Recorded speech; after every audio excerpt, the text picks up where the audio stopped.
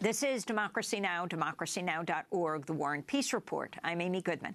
President Trump meeting with Egyptian President General Abdel Fattah el-Sisi at the White House today, even as Sisi faces widespread criticism for human rights abuses in Egypt. Human rights organizations say Sisi and his security forces have arrested tens of thousands of Egyptians and have committed torture, forced disappearances, and extrajudicial killings. The Trump administration has indicated it will not bring up the human rights abuses during today's meeting. As we return to Cairo to speak with Democracy Now! Correspondent, Nation fellow Sharif Abdel Kouddous. Sharif, in part two of this conversation, if you can talk about the response in Egypt to Sisi coming to the United States, and what would make a difference in Egypt to be raised here in the United States while the Egyptian president is here? Well, if you follow the pro-state media in Egypt, they have very loudly celebrated Sisi's relationship with Trump, the fact that Sisi is the first Arab leader to be received at the White House, the fact that that Sisi is the first person to call Trump. They've also exaggerated these wild claims that Trump won because Sisi endorsed him and things of this nature. But, you know, it's hard to get a sense of the national mood from the pro-state media. They represent a very narrow portion of the state and the political and economic elite. You know, there's widespread dissatisfaction with Sisi, not just because of human rights abuses, but because the economy is really on the brink of collapse. There is skyrocketing inflation. Prices are going through the roof. There's massive debt that this government has taken on. There's austerity measures, including subsidy cuts and tax increases that have been put in place to secure a very stringent $12 billion IMF loan. There's also a $3 billion World Bank loan. There's been shortages of sugar and baby formula. And all of this comes as the military has injected itself more directly into the economy. It's expanded its domination of many economic sectors in the country. And you have to understand, in Egypt, military generals manage these monopolistic enterprises, which are conglomerates that are untaxed and unaudited and have multiple interests, including construction and pharmaceutical plants, land sales, cement and steel factories. They receive massive no-bid contracts from the government. And they don't use these revenues to pay for massive and lavish arms procurements. We've signed almost $2 billion worth of arms deals with France. And instead of using those revenues, the army took out huge loans from French banks and then asked the finance ministry, the civilian finance ministry, to secure those loans. So this is spiraling the economy into a very difficult situation. And so I think most Egyptians, Sisi has lost a lot of popularity because of these policies that are disproportionately affecting the majority poor. Again, it's hard to speak for most people, but I think, you know, people would like some kind of acknowledgement of the complete crackdown on any and all dissent here in Egypt. The freeing of so many prisoners. You know, when we say tens of thousands of prisoners, each one of these people is a story. You heard the story earlier about Aya Hagazi. It's almost difficult to describe what it was like to see her in the defendant's cage. But there's so many like her. There's journalists like Shawkan, who's been in prison since August 2013. There's journalists who've been sentenced to life in prison. There's Ala Abdel Fattah and icons of the revolution who are still behind bars.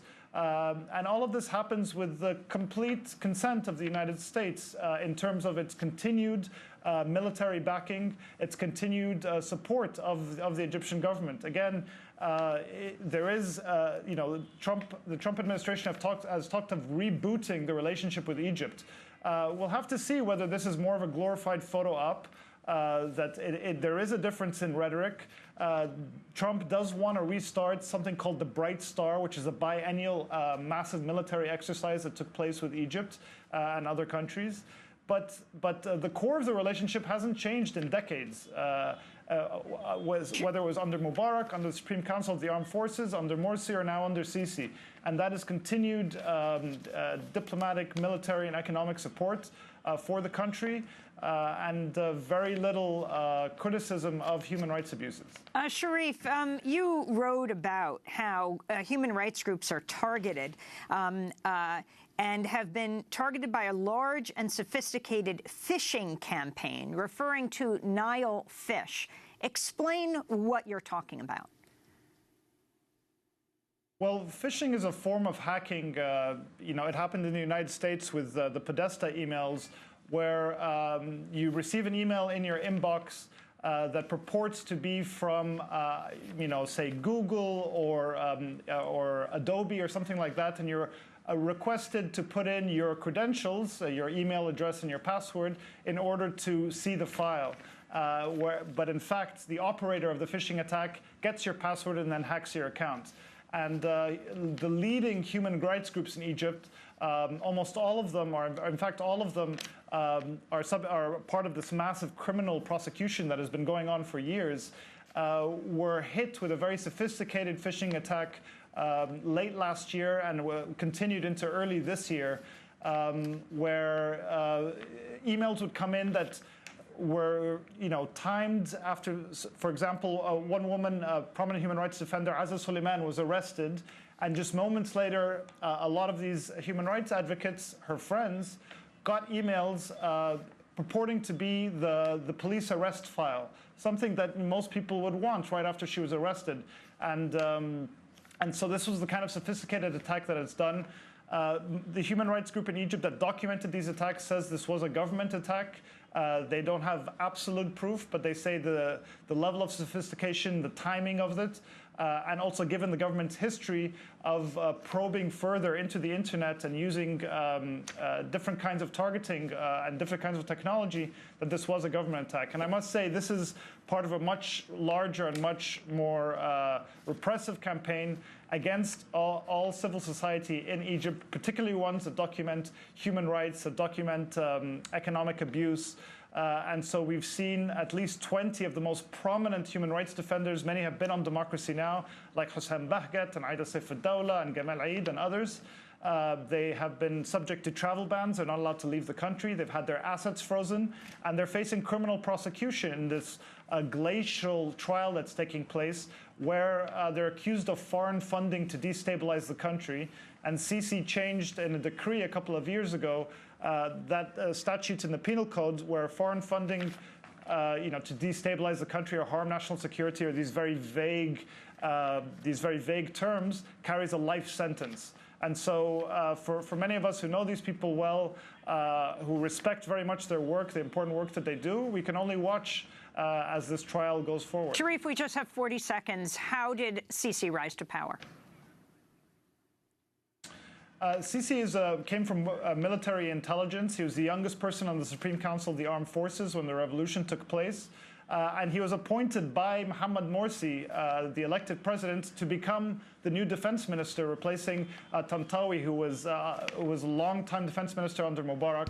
And then in 2013, he himself ousted Mohamed Morsi, and he said he wouldn't run for president. And a year later, he did, won by an astonishing 98%, because there was really no opposition against him. I want to thank Sharif Abdel Kouddous for joining us, Democracy Now!'s correspondent and Cairo Nation Institute fellow. This is Democracy Now!, democracynow.org, The War and Peace Report.